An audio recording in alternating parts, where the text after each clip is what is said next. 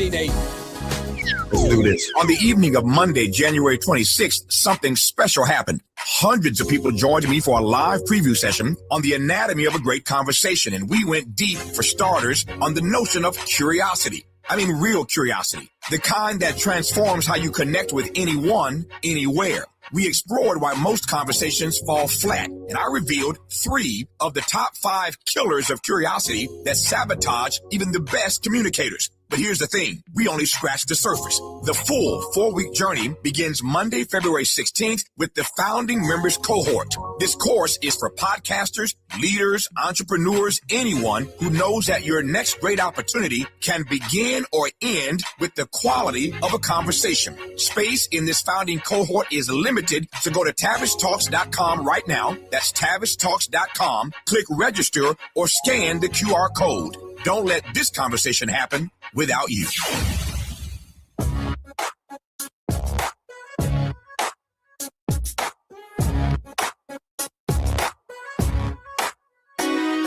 The Jesse Jackson Jr. Show. Oh, oh, oh, oh, oh. The Jesse Jackson Jr. Show. Oh, oh, oh, oh. The Jesse Jackson Jr. Show. Oh, oh, oh, oh, oh. The Jesse Jackson Jr. Show. Oh, oh, oh, oh, oh. Come on and talk with me. Come on and listen to me. Come on and talk with me. Come on and listen to me. KBLA, Talk 1580, download the app.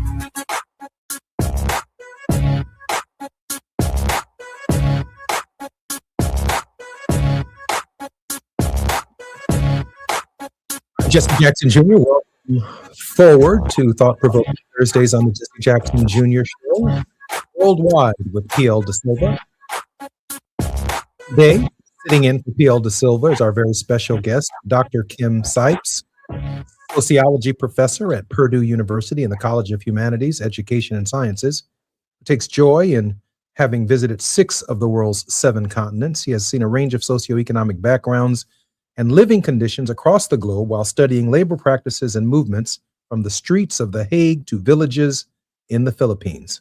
Professor Sipes, who has been an activist and researcher studying global labor solidarity since 1983, includes previously unpublished writings spanning from 1985 to 2020 in his new book, published in 2021, Building Global Labor Solidarity, Lessons from the Philippines, South Africa, Northwestern Europe, and the United States.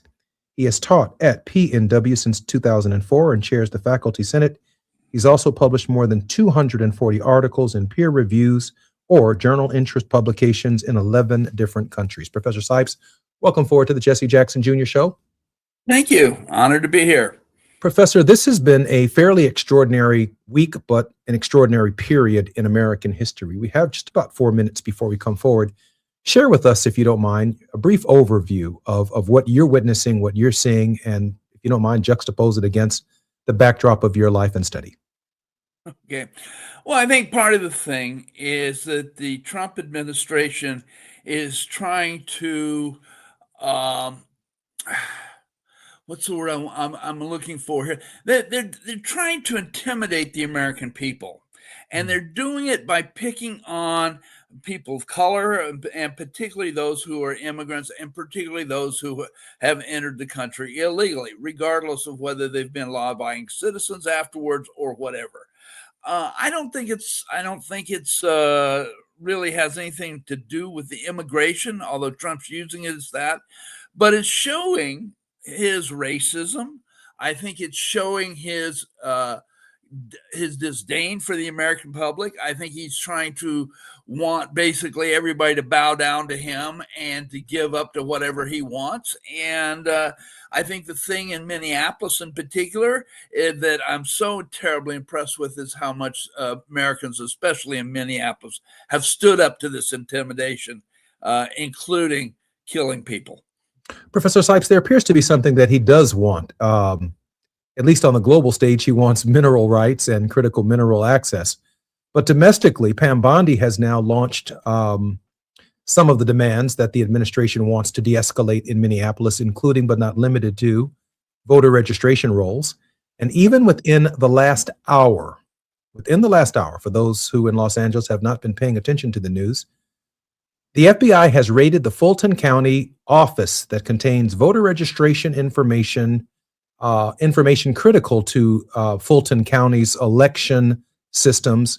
And the warrant apparently suggests that they have found some evidence, signed, of course, by a federal judge, that warrants the search and the seizure of critical information regarding the 2020 election. If we haven't gotten that behind us yet, we're still front and center. It seems that democracy itself is being threatened by this administration. Professor Sipes? I think you're absolutely right. I think we have to take it very seriously. Trump has shown that he has delusions of adequacy, and in doing that, he wants to basically rule the country himself. I think he's an authoritarian. You might want to use the word fascist. It certainly would fit. I think that's what he's wanting. I think he's got a bunch of minions that will do anything he says, including Pam Bondi, Stephen Miller, all these other people who are fascists in their own rights, and that they want to trample over the rights and a democracy of the American people. And to do that, they're going after some of the most vulnerable ones, the ones that he didn't think anybody would stand up for. And like I said, the people of Minnesota in particular are standing up for the immigrants, for the people of color, for those that are being mistreated by the Trump administration. And it's causing him some problems. Professor, I certainly get the impression that any corruption of the files of the state of Minnesota or corruption of the files of the state of Georgia could indeed throw the entire election system itself. No one state is separate and apart from the rest of the union. You know how the Electoral College works. You know how this process works. You know that each of these states has 2 United States senators. They have scores of congressmen between the 2 states. And I'm just wondering if this kind of disruption can ultimately undermine the faith of all of the American people in the system. Well, I think that's what Trump is trying to do. I think he wants the American people to turn to him as a strong man who knows everything. I don't think it's going to work. First of all, the elections are under control of the states, not under the federal government. So each state designs its own particular processes through its various respective legislature, and that they're going to have to stand up. But I think Trump wants to do that. I think the joker in the deck has been the resistance that he's met. He did not expect, say, for example, the No King's Day protests, that even in deep red state Indiana, where I live, thousands of people have shown up in the streets saying no kings, and basically, we don't want to give up our democratic rights to Donald J. Trump. I'm Jesse Jackson Jr. You're listening to the Jesse Jackson Jr. Show on KBLA Talk 1580. Our very special guest, Dr. Kim Sipes, is our guest. More when we come forward on KBLA Talk 1580. It's afternoon drive time with Jesse Jackson Jr. Only on KBLA Talk 1580.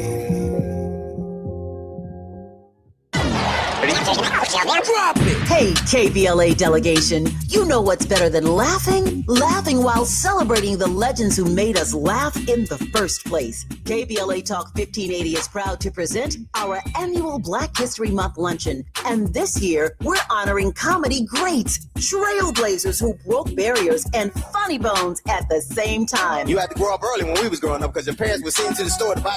You was too young to buy. I want you to go to the store, give me a 5th of gin and a pack of cigarettes. Mama, I'm 2. They ain't gonna let me have that. Here, take this note. You be a little boy walking down the street with liquor and cigarettes. And your neighbors be going, that's a good little boy right there. We need a little levity right about now. So we're rolling out the red carpet for comedy royalty. D.L. Hughley, Melanie Camacho, Earthquake, Lunel, Dion Cole, Martin Lawrence, and a surprise guest appearance. It's going up Thursday, February 26th in downtown LA at the Grammy Museum. An unforgettable afternoon of stories, celebration, and yes, yes, plenty of laughs, because let's be real, these legends don't just tell jokes. They have changed the game, opened doors, and made history while making us smile. You gotta go to child support court. You gotta get there real early in the morning. You see brothers going into court. You see them come out 3 hours later. I can't pay this.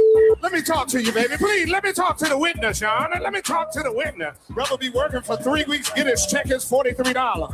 This year, for the first time ever, we have set aside a limited number of individual tickets for the luncheon. They are going to go fast, and when they're gone, they're gone. So if you want a single ticket, or if your company or organization wants to sponsor a table, move swiftly and get to KBLA1580.com right now. All these comedy giants in one room on one stage at the same time? Stop it! This event is going to sell out quicker than right now and sooner than at once. KBLA Talk 1580's annual Black History Month luncheon, Thursday, February 26th at the Grammy Museum. It's gonna be legendary, just like them. What's up? What's up? What's up? You got to laugh the pain away. Oh, could this vintage store be any cuter? Right? And the best part, they accept Discover. Accept Discover? In a little place like this? I don't think so, Jennifer. Oh, yeah, huh? Discover's accepted where I like to shop. Come on, baby, get with the times. Right. So we shouldn't get the parachute pants? These are making a comeback. I think. Discover is accepted at 99% of places that take credit cards nationwide. Based on the February 2025 Nielsen report. Febreze. New Febreze Air Mist has 50% more odor fighters and up to 30% more fragrance than the old formula. So now you can take on 100% more stinky odors, like sweaty gym bags, greasy cooking smells, and the after effects of the dog rolling around in something. Just spray, and new Febreze Air instantly restores just clean freshness. Smell you later, odor. Breathe happy, Febreze, la la la la la. Now back to more of Jesse Jackson Jr. on KBLA Talk 1580. The Jesse Jackson Jr. Show. The Jesse Jackson Jr. Show. The Jesse Jackson Jr. Show. The Jesse Jackson Jr. Show. King Volley, drop the beat. Come on and talk with me. Come on and listen to me. Come on and talk with me. Come on and listen to me. KBLA Talk 1580. Download the I'm Jesse Jackson Jr. It is Thought-Provoking Thursdays on the Jesse Jackson Jr. Show, worldwide with Professor P.L. Da Silva. But standing in for the professor today is Dr. Kim Sipes, sociology professor at Purdue University in the College of Humanities, Education, and Social Sciences. Professor, welcome forward to the Jesse Jackson Jr. Show. Well, thank you, Jesse. Professor, can we dig a little bit deeper into the training of ICE? Who has trained this unique force in the United States government? Well, that's an interesting question. P.L. Da Silva and I were talking yesterday, and he told me that they had been trained by the Israelis. And I looked that up. I tried to find some evidence. There's a really nice article in the last couple of days on znet.org that details that, where ICE has been working with the Israelis for about 20 years. And so the tactics that you're seeing in Minneapolis, for example, are the tactics that you see in Palestine. The connection is there, and Trump has supported the Israeli genocide in Palestine. So it's not surprising that ICE has been trained at least in part by the Israeli Defense Forces. But I don't think it's any particular thing. This is something that probably all police forces do, is they want to dominate the situation. And if you live in especially if you live in a poor neighborhood, and most of my adult life, I've lived in poor neighborhoods, usually neighborhoods of color. You see this when the police come in. They come in and they want to dominate. And so you get individual cops that say are nice guys, nice people themselves. I mean, some of the finest people I've met have been cops, but then you get them with others and it transforms them, just like sociologists have been saying for sure. Groups transform them. They act like Gestapo in almost any case. And it's not just limited to this. I think it's limited in most cases. So unless your police forces are kept on a very short leash, which is something in the United States we don't often have, you see this kind of danger. I mean, you look at international figures and other countries, they might have 100 or so people killed a year by police in some sort of police actions. The United States is over 15,000. And it's the training that we have to just come in and dominate. And this is, I think it's been developed perhaps to the greatest extent by the Israelis in Palestine, but it's that kind of mentality, the total domination of a person, of a situation, things such as that. Now, who am I to defend local policing, except that much of the work at the local level does include some knowledge of the Constitution, some knowledge of Miranda, some knowledge of the Bill of Rights and the various protections relating to search and seizure, the seizure of persons, probable cause. All of these things are factors in local policing, and everything that we've seen in the last several weeks suggests that ICE and these federal agents, quickly recruited, may not have the same safeguards or have been trained in the same constitutional policing that local police under local municipal jurisdictions and even within state authorities have received. How troubling and problematic from your perspective is that? Well, that's terrible. You can't, you put people in now. Now, I'm going to put the blame at a much higher level than what the media has done in general. But when you put people in a situation and basically tell them they have complete immunity for whatever they do, then you see any training that they might have gotten. I think it's minimal in the case of ICE over the last year in particular, that gets thrown out the window. If they have total immunity, what limits are there? Now, the reality is they do not have total immunity. But when their leaders, including the president of the United States, basically, if he didn't say it himself, his minions did, Brian Bondi and Kristi Noem and Stephen Miller, and these people have been telling these agents, you have complete immunity. If Trump doesn't stop that, Trump is responsible. And he's edging it on. And the reality is, under U.S. law, as far as I know, is there is no complete immunity for anybody, including the president of the United States. Now, that brings in questions. The Supreme Court has said, well, we can't, Trump can do anything he wants as long as it's official duty. They gave him a real get out of jail card. But the other thing is that does not extend after he gets out of office, so that at that time he can be charged and should be charged with these things. That he's been encouraging this. He's helped set it up. I don't care how he walks it back. I think Trump is absolutely responsible. And I'll say something else, and that is, I don't think it's right. Well, let me start again. I think it's right in the case of Renee Good. She was murdered, and I think that would have to go before court and could be decided. But in the second case with Alex Preddy, he was not murdered. He was not shot. He was not killed. He was assassinated. That man was assassinated. He was tackled by 4 or 5 agents. He was on the ground. He was disarmed before any shooting began. And there were roughly 8, 9, 10, 11, 12. I don't know. I've seen different counts. Shots fired into that man. That was an assassination. And I hold President Trump responsible for that, as well as everybody else involved. The agents that pulled the trigger, the people that ordered them into Minneapolis, the people that didn't pull these bastards in, I think it goes up all the way to the top, and I hope that they will be charged accountable.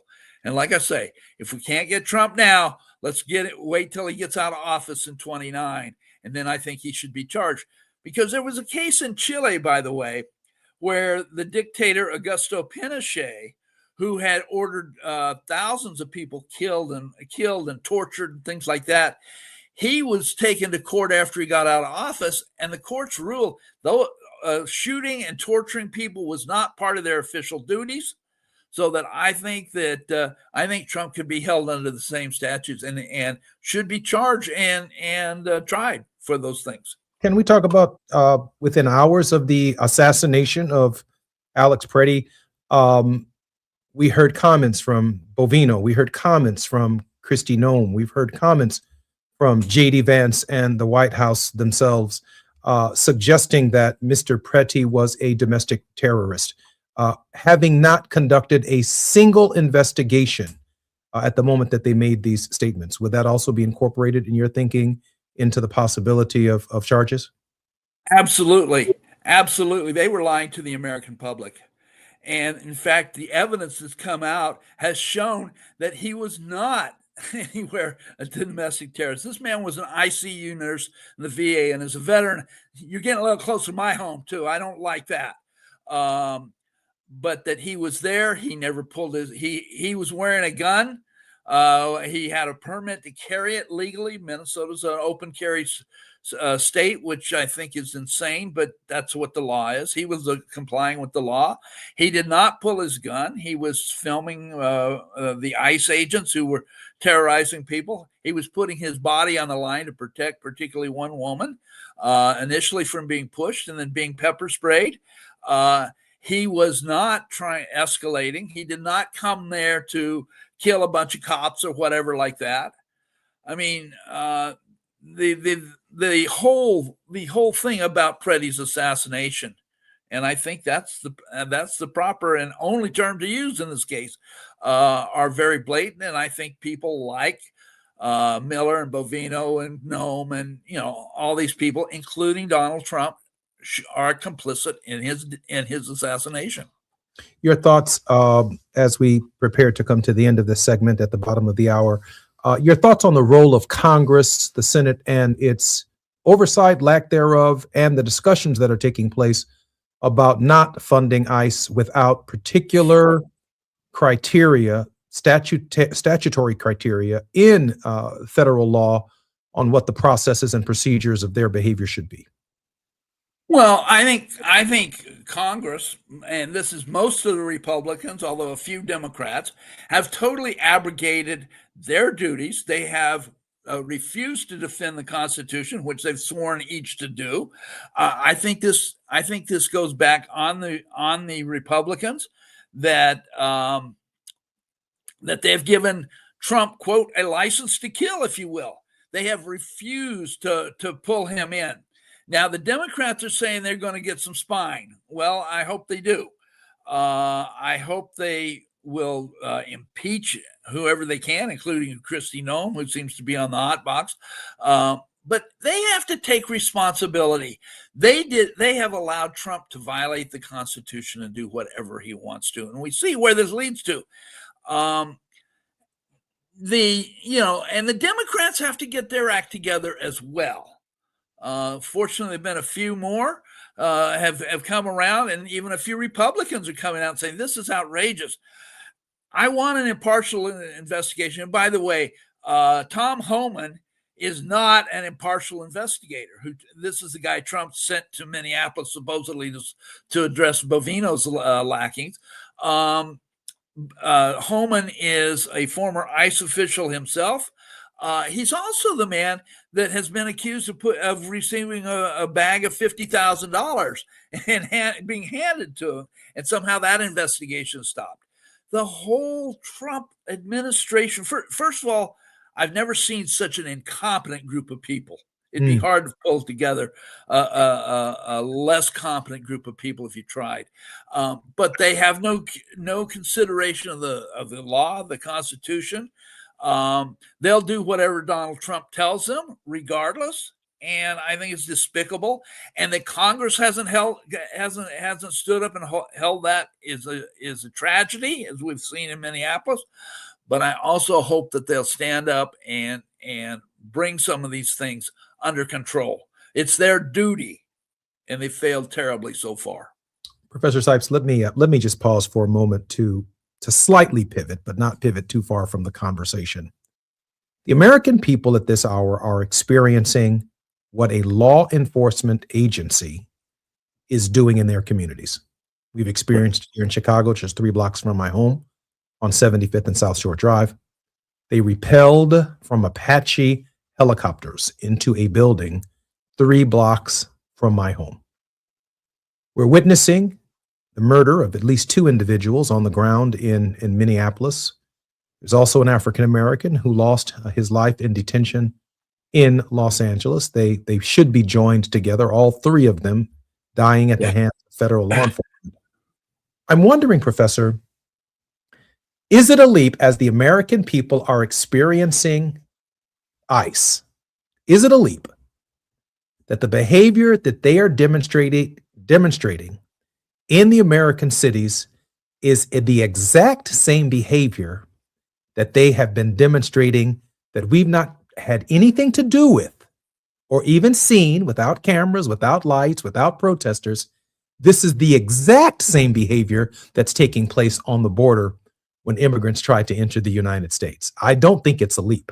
I think it's I don't think it's a leap at all. And in fact, I would make the leap to Palestine. Because these are the same things that the Israelis are doing to the Palestinians, and they have been doing to them.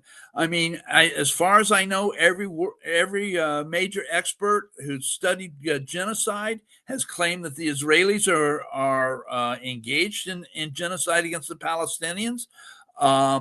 Trump is supporting that, and it's coming home to us. So you can't see this stuff, in my view, you can't see this stuff overseas and not connect it to the United States. The babies come home with the bathwater, if you will.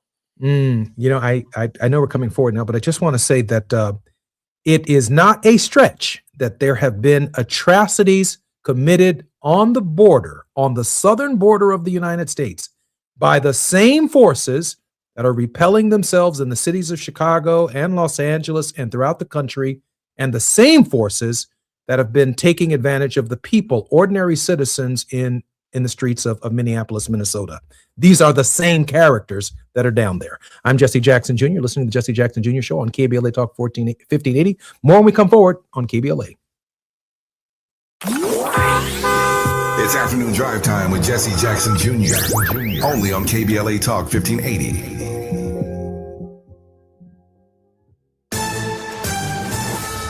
I'm Amber Payton with BIN News Now. A Black Chicago man wrongfully convicted of murder is reuniting with his family after 23 years in prison. Feel good to be out. I feel good to be free. A judge vacated Antonio Porter's conviction this week, citing concerns about a Chicago police officer's past misconduct that undermined the original verdict and ordered a new trial. President Trump is accusing Somali American Democratic Congresswoman Ilhan Omar of staging an attack on herself at a Minneapolis town hall. Omar was sprayed with an unknown substance by a man who was quickly detained and later charged with third-degree assault. Trump told ABC News he believes Omar is a fraud and suggested she orchestrated the incident. And rapper Kanye West is returning to Mexico this weekend for his first shows there in 18 years. The concerts follow his recent Wall Street Journal apology, where he linked past anti-Semitic remarks to a brain injury and bipolar disorder. Get BIN News Now on demand 24/7 on the iHeartRadio app. Got issues with youth or high school sports? Positive Coaching Alliance can help. PCA, a national nonprofit, offers more than 1,000 free online resources for youth and high school sports coaches, parents, students, and administrators. Visit PCADevZone.org. This is the KBLA Sports Minute with Ray Richardson. Another win for the Clippers. They put together an impressive 115-103 victory at Utah Tuesday night for their 9th win in the last 10 games. Kawhi Leonard dropped 21 points. Chris Dunn had 5 of the Clippers' 10 steals. The Clippers are now just 2 games below 500. They're at Denver Friday night. The Lakers are at Cleveland tonight. LeBron tends to get excited when he plays in Cleveland as an opposing player. He's 9-2 in Cleveland with the Lakers and Miami Heat. In those 11 games, LeBron is averaging 31.6 points. If you want to see how motivated LeBron will be in his hometown area, it's a 4 p.m. tip-off local time on ESPN. Top 5 women's college basketball teams in this week's top 25 rankings: UConn, 19-1 UCLA, South Carolina, Texas, and Vanderbilt. No debates, no speculation, just the info you need. That's your KBLA Sports Minute. I'm Ray Richardson on KBLA Talk 1580.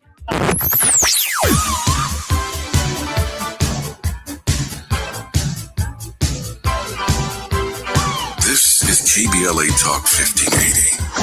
Talk radio that's music to your ears. We're unapologetically progressive. KBLA Talk 1580. Let's do this. On the evening of Monday, January 26th, something special happened. Hundreds of people joined me for a live preview session on the anatomy of a great conversation, and we went deep, for starters, on the notion of curiosity. I mean, real curiosity. The kind that transforms how you connect with anyone, anywhere. We explored why most conversations fall flat, and I revealed 3 of the top 5 killers of curiosity that sabotage even the best communicators. But here's the thing, we only scratched the surface. The full 4-week journey begins Monday, February 16th with the founding members cohort. This course is for podcasters, leaders, entrepreneurs, anyone who knows that your next great opportunity can begin or end with the quality of a conversation. Space in this founding cohort is limited, so go to TavishTalks.com right now. That's TavishTalks.com. Click register or scan the QR code. Don't let this conversation happen without you. They call it progress, but progress has a price. Land once held in black hands, taken, stolen, erased. Acres paved into highways, fields burned. Homes replaced by parking lots and broken promises. Every deed lost was a dream deferred. We talk about millionaires, but what about the millionaires that never were? The farmers whose soil was seized, the families who watched their inheritance disappear, the wealth that never had a chance to grow because its roots were ripped from the ground. They took the land, but never the legacy, because the soil remembers, and so do we. Every story matters. Our mission is to collect, preserve, and amplify these stories. If this is part of your family's history, visit blacklandlost.org/share your story and help bring us closer to justice.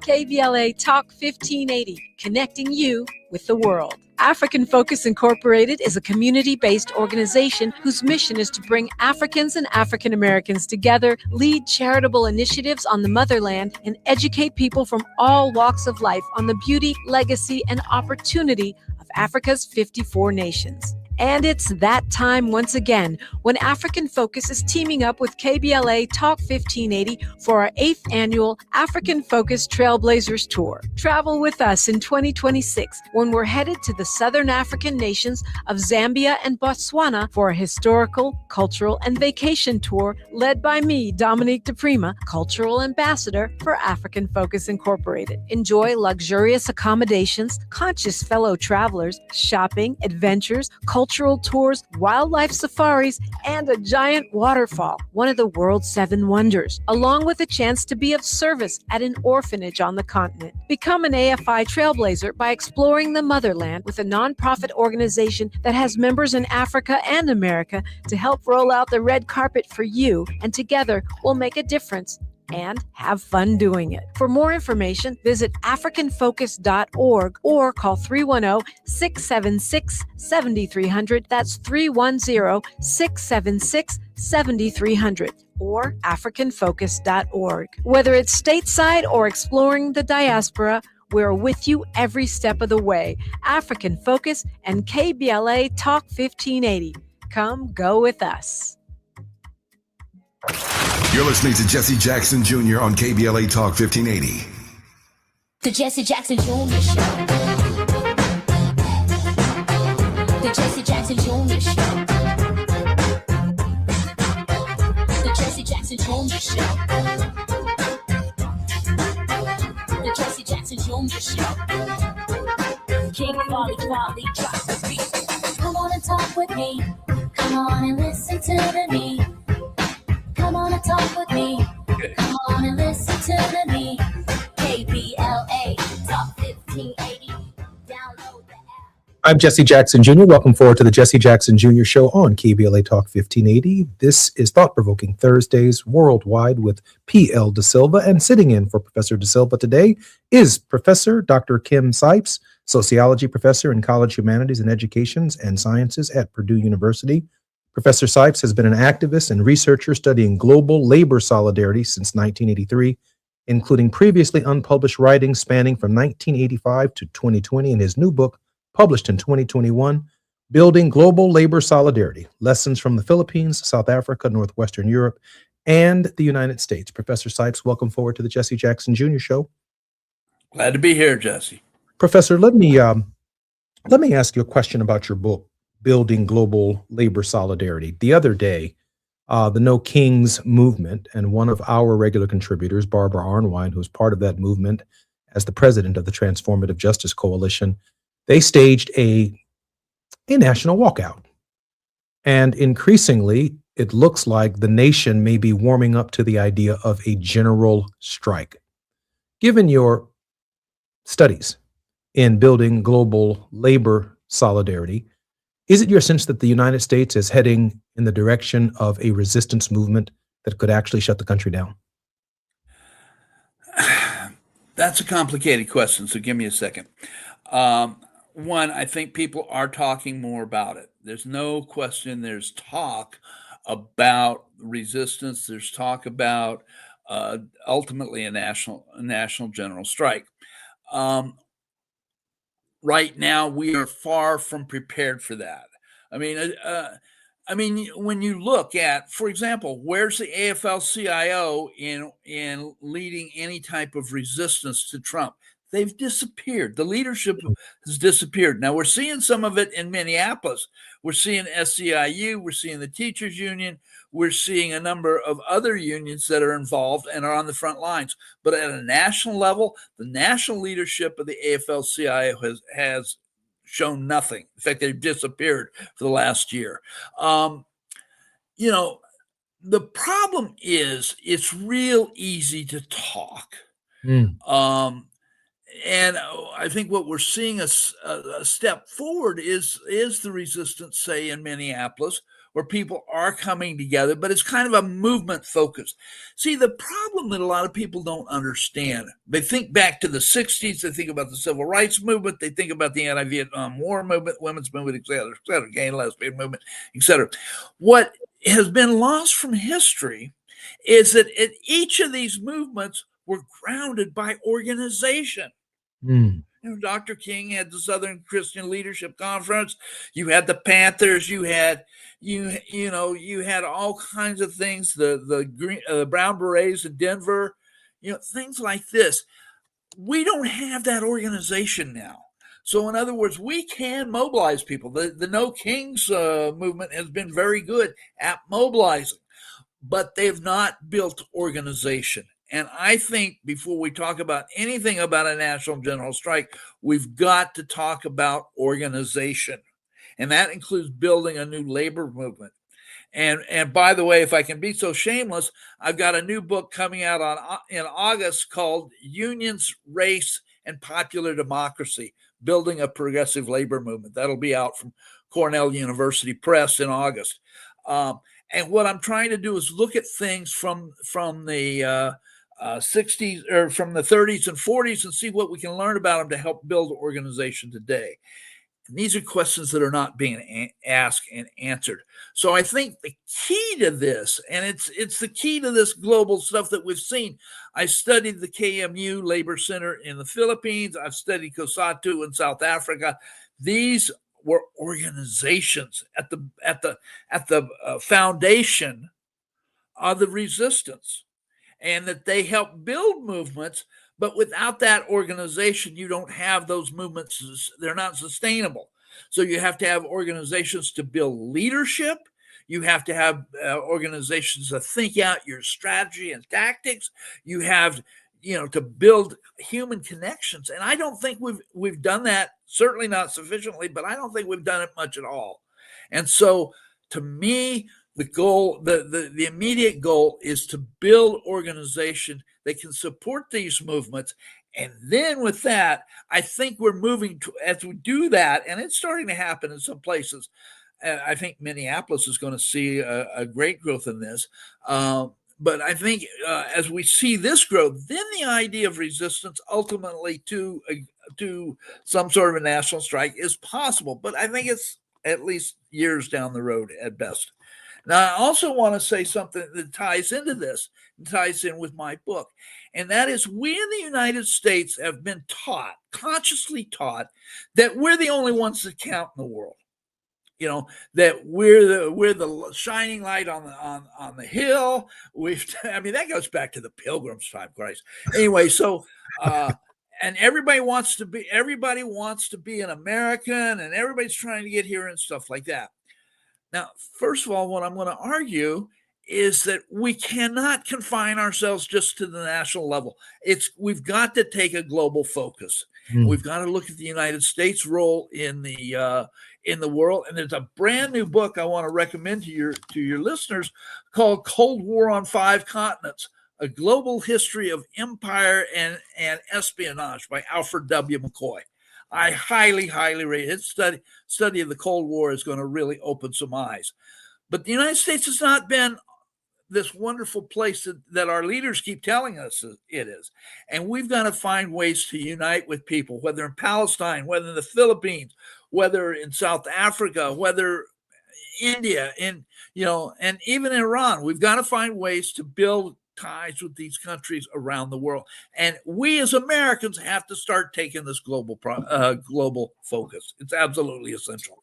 Some of the lessons from the Philippines, South Africa, Northwestern Europe, and the United States, you're suggesting that organizing the labor movement just within the United States is simply not enough to address the nature of the problem. Absolutely right. We've got to look at this globally. The United States is, and it's also, it's always been a global process ever since the Europeans came here in 1607. Or actually before in a couple of places, but continuously since 1607. We've always affected the world, and we've been affected by it. And since particularly 1945, I would argue that we've tried to dominate the world, at least that part of the world that was not dominated by the Soviet Union. Okay, but the Soviet Union collapsed in 1991, and we've tried to dominate the world. And, we just saw, for example, just the last couple of days that something like 2 million people have died in the Ukraine. Now, however you feel about Putin or whatever, the fact is it was the United States that violated our own world that's led to events in Ukraine and the killing of 2 million people. We've got to look at that. We can't understand just this America First stuff. It's not, it's just not realistic. It gives us no way forward. And I think, to be honest, it's based on racism. I can see why Dr. King in 1967, April 4th, in his Beyond Vietnam speech, and a speech that I preached myself this past King birthday, Beyond Venezuela, ignoring the global connections to what's taking place in the United States, led by this MAGA movement, which affects South America, the United States, Canada, Greenland, Europe, the Ukraine, the North American Free Trade Agreement, the Africa Growth and Opportunity Act in Africa. It's all on the table, and therefore global solidarity is important. I'm Jesse Jackson Jr. More with Professor Sipes when we come forward on KBLA Talk 1580. While you're stuck in traffic, we can at least bring you up to speed on the news of the day. You're listening to Jesse Jackson Jr. only on KBLA Talk 1580.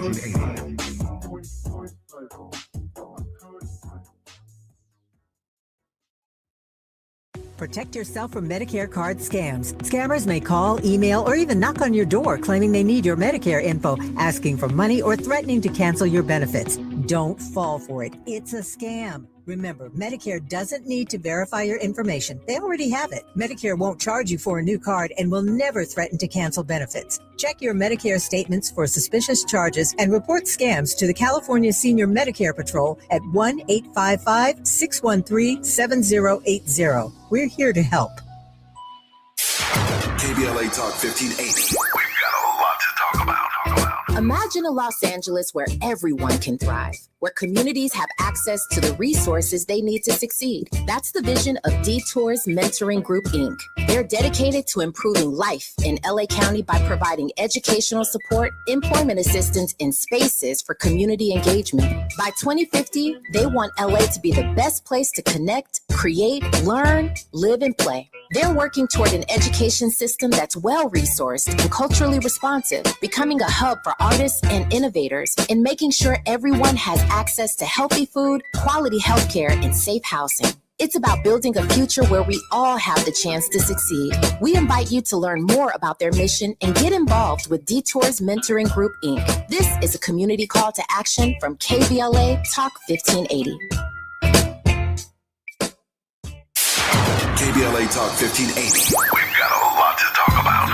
KBLA Talk 1580 reminds you that we keep us safe. Every girl deserves a chance to shine. That's the belief behind Forgiving for Living, Inc. Since 1999, this organization has been empowering at-risk girls ages 13 to 18, helping them overcome behavioral and mental health challenges. Founder Wendy Gladney's personal journey inspired the mission to give girls hope and purpose through the power of forgiveness. Through their ambassador program, workshops, and annual conference, Forgiving for Living has touched over 3,000 young lives, providing mentoring, life skills, training, and tools for building self-esteem and confidence. You can make a difference. Visit forgivingforliving.org to donate, volunteer, become a mentor, or find help for a young girl in need. Forgiving for Living, Inc., building brighter futures for young girls. Visit forgivingforliving.org today. This is a community call to action from KBLA Talk 1580. It's never too early to start talking about money in realistic ways with your kids. JP Morgan Chase navigates how to educate your kids now about creating long-lasting, healthy money habits. Whether your kids are in elementary school, high school, or college, now is a great time to start a conversation about ways to create healthy money habits as they grow, ultimately benefiting their financial future.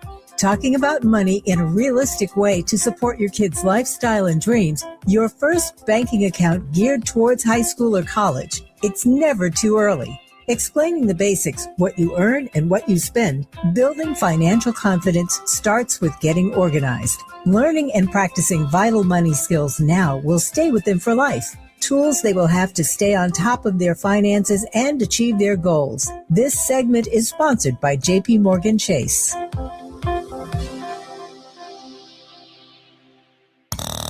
Now back to more of Jesse Jackson Jr. on KBLA Talk 1580. Jesse Jackson Jr. Show.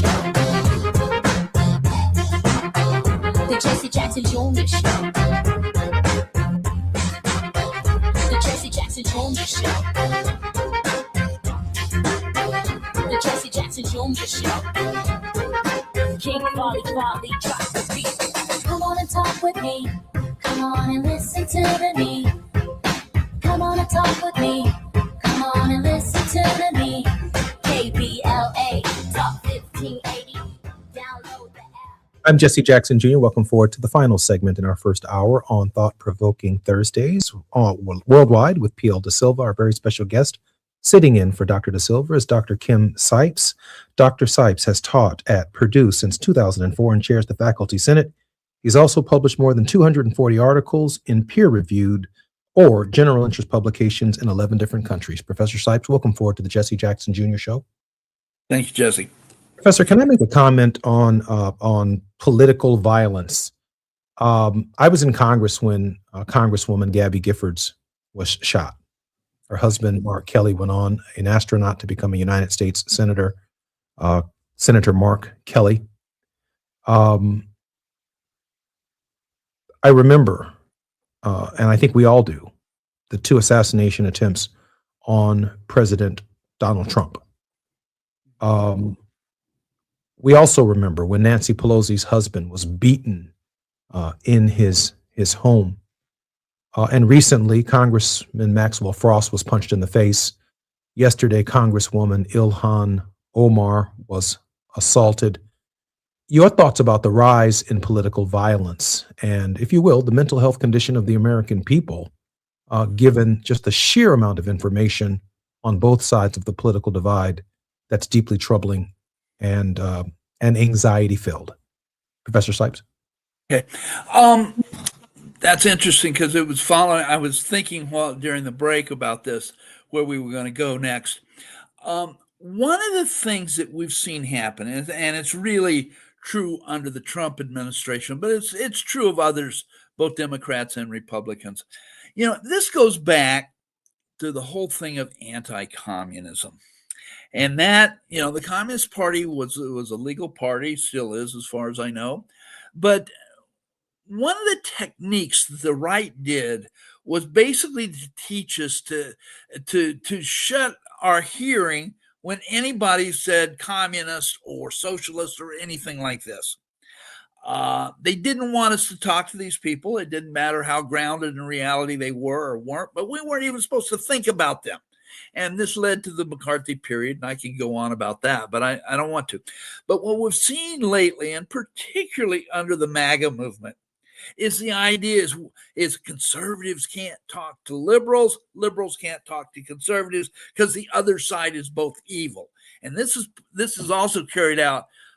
You see it in the news casting today. I mean, Fox doesn't want to talk to MSNBC and vice versa, and CNN somewhere in the middle. All right. The point is, let me tell you a little story. I teach in Northwest Indiana. I taught by the way, I am now retired. I'm no longer president of the Senate or a professor. I'm a professor emeritus, what we call emeritus. Anyway, I'm retired. And the point is, for 18 and a half years, I taught in a university that was 4.5 miles out of a 2-stoplight town.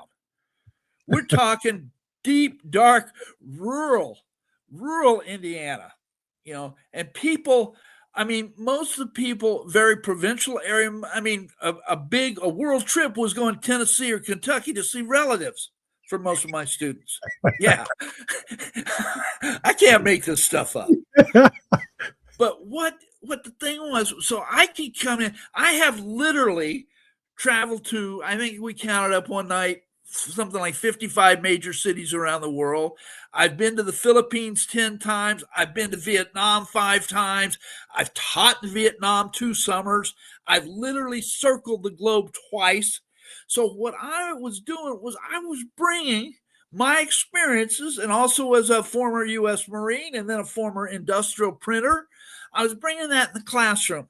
And I would tell students, I don't want you to say, well, he's full of crap or whatever, he's wonderful. I want you to think about what I said. In fact, when I speak in public, I tell my audiences not to believe a single word I say.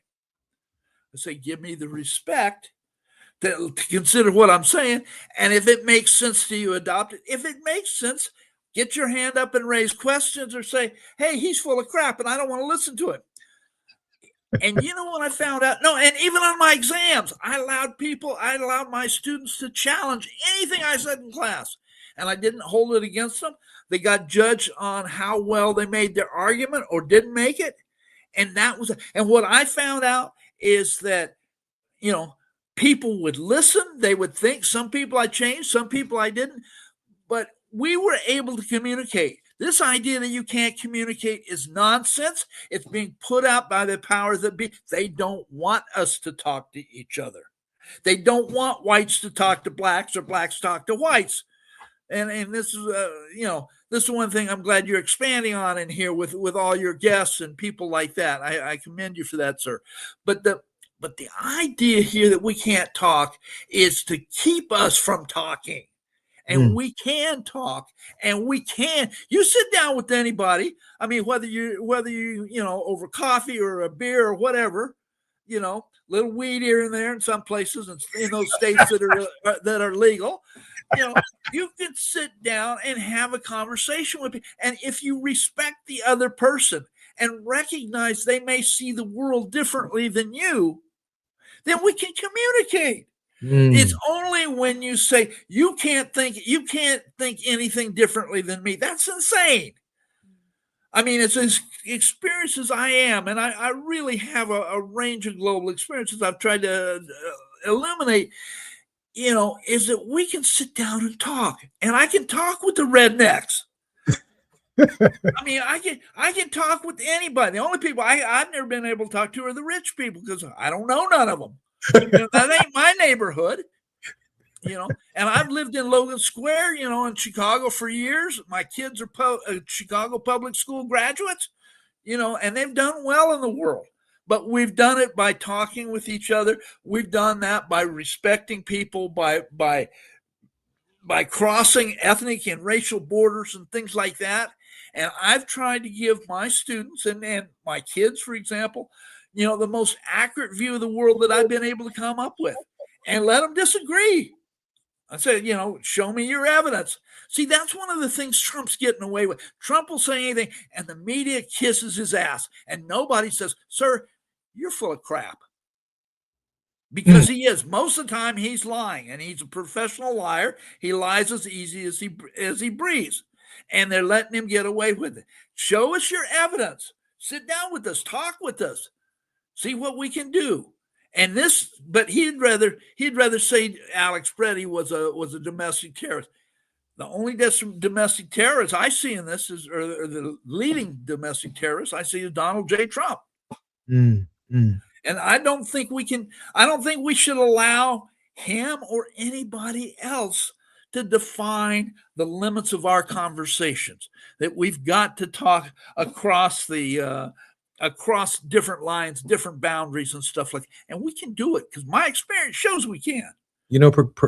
Professor, when I think about it, and I've got just about a minute left in our program, so grateful for your participation today, and I hope you become a regular contributor and guest on our show. Let me tell you something. Thank the you. 2nd Congressional District of Illinois, 2/3 of it geographically is from here on 43rd Street in Chicago all the way to Tilton, Illinois. We've got southern counties that have actually voted to join Indiana, to join down there where you work. And you have to venture into this space. That's what I'm hearing you say. And you have to have communications with them. You have to talk with them. And you'll find more human commonality, more things that you have in common than you have apart if we're just willing to take the risk. Professor Sykes, I'm particularly grateful that you've been on the Jesse Jackson Jr. Show. I hope you'll be back. I'd like to. Thank you, Jesse. Thanks for having me. I hope it's been good.